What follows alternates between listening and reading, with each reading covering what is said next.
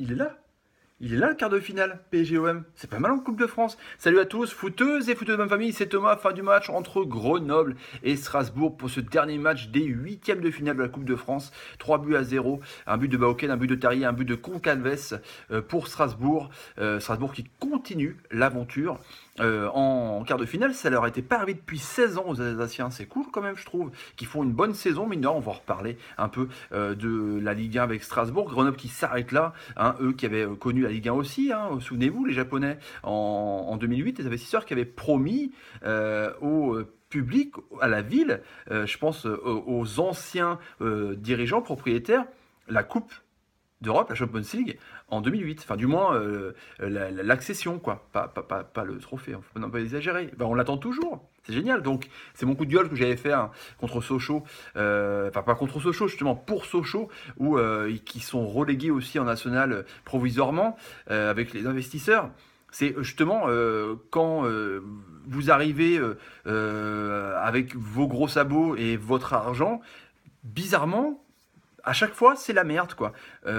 Certes, les dirigeants locaux essayent de trouver un peu de thune ailleurs pour essayer de faire un gros club, pour essayer de répondre aux attentes financières actuellement, parce que c'est un peu la mode d'avoir des investisseurs étrangers. Mais du coup, à chaque fois, c'est la merde. À chaque fois, c'est la merde. À chaque fois, globalement, il n'y a pas les ronds derrière. C'est toujours tendancieux.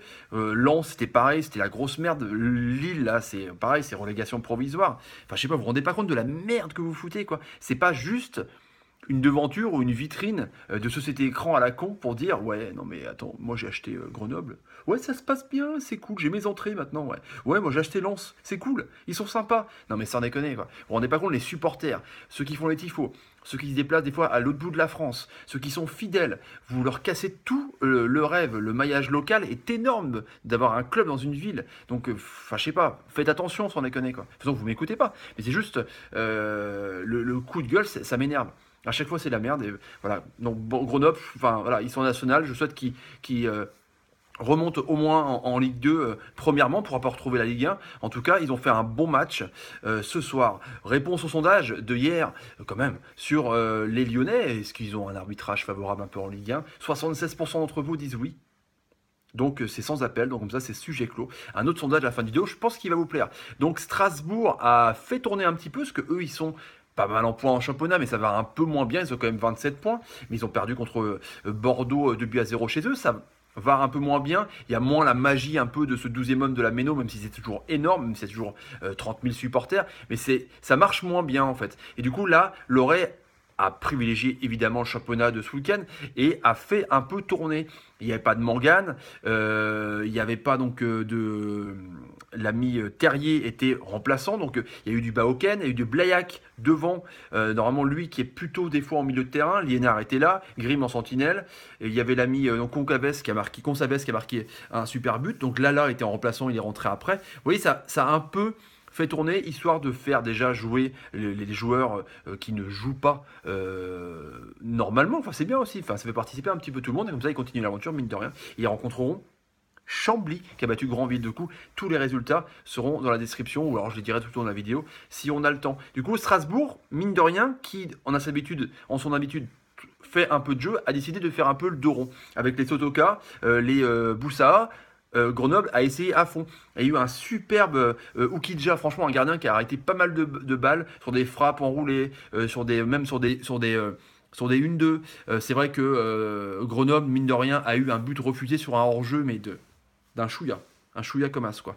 C'est con parce que c'était vraiment un petit poil de coude pour ceux qui en ont. Non, mais c'est dommage parce que c'est vrai qu'ils ont montré pas mal de trucs. Ils ont eu l'allant, ils ont clairement eu la possession de balle et Strasbourg sur la première mi-temps sur une superbe action en tout cas sur Seka qui la remet directement, qui trouve Baoken qui est tout seul.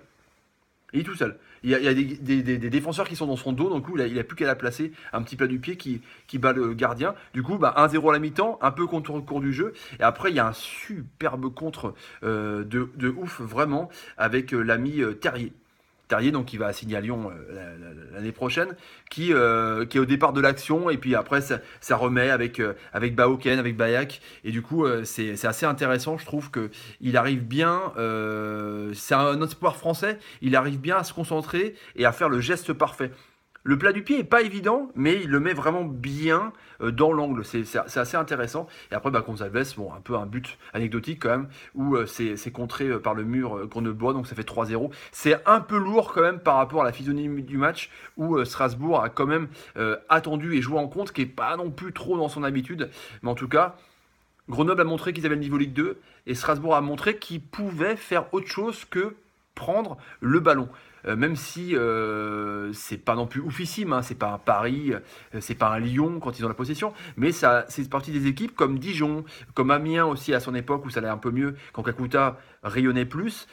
Strasbourg avait tendance à proposer du jeu direct, proposer un peu des petites phases assez intéressantes offensives. Ça jouait pas tiki-taka, mais en tout cas ça tournait bien le ballon avec un bon Liénard, avec Baoken, Dacosta, avec Terrier, c'est vraiment intéressant, c'est une équipe offensive. Et là, du coup, ils ont attendu derrière. Ils ne sont pas fermé le jeu quand même, pas non plus les bus, quoi. Mais ils ont attendu et ils ont balancé des brindilles hein, qui sont partis comme sur le but, là, sur le contre, alors qu'il y avait une action grenobloise. Et sur le but de Terrier, où ça part à 200 à l'heure, où c'est même Terrier qui récupère. Enfin, franchement, Strasbourg, ils m'ont impressionné dans le sens où ils ont montré un autre visage. Donc, ça peut leur servir aussi de témoin, comme quoi, à la maison, contre maintenant une équipe qui ne jouera pas forcément la possession de balle, du genre Rennes, du genre Nantes, du genre, je sais pas, du genre Guingamp par exemple aussi, qui joue souvent en contre,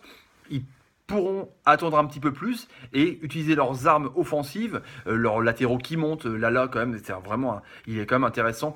C'est un superbe latéral offensif. Hein. Je l'ai mis dans mon équipe type de surprise de la moitié de saison parce que je trouve que c'est vraiment un bon joueur. Et du coup, ils peuvent se permettre de jouer vraiment offensivement et sur le jeu à leur vitesse. Et je pense que ça peut servir à tirer l'oreille. Je pense qu'ils ne savaient pas, en tout cas, que ces joueurs pouvaient aussi, comme ça, peinard, dire j'en ai ras le cul, faites le boulot, et nous, dès que vous faites une connerie, on récupère haut avec les Grimm, avec les Lénard, et puis on part en contre. Et puis voilà, ça arrive. Donc Strasbourg qui continue l'aventure, qui rentre à Chablis, c'est du vin, Chambly, en quart de finale, c'est cool. Et le petit PSG-OM qui arrive, c'est cool, ça c'est bien. Il y en a pas mal qui rêvaient d'une finale PSG-OM. Du coup, ça arrivera déjà en quart de finale. On verra selon le résultat. Quand Lyon, pas mal aussi. Et donc les Herbiers qui ont battu Auxerre justement, qui rencontrent Lens. Donc c'est des quarts de finale quand même assez ouverts. Et du coup, on arrive au sondage. À votre avis, votre favori pour la Coupe de France, ça sera qui? PSG, OM, Lyon ou un autre? Voilà, comme ça c'est simple. PSG, OM, Lyon ou autre équipe. Vous votez dans le petit carré blanc là-haut. Et évidemment, pour le match Saint-OM de demain, je vous donnerai la réponse. Ça va être chaud d'ailleurs, ce match. Si vous avez aimé la vidéo, les amis, n'hésitez pas à vous abonner à la chaîne sur ma ganache. C'est gratuit. À mettre des pouces bleus quand par exemple, je sais pas, comme quand CK vous fait une bonne passe, vous mettez un pouce bleu et de partager la vidéo, c'est important et c'est malheureusement, enfin c'est comme ça, c'est le jeu, le nerf de la guerre sur YouTube. Voilà les amis, allez, à demain, ciao ciao, salut. C'est bien Grenoble. Grenoble ils ont montré quand même du beau jeu, c'est bien.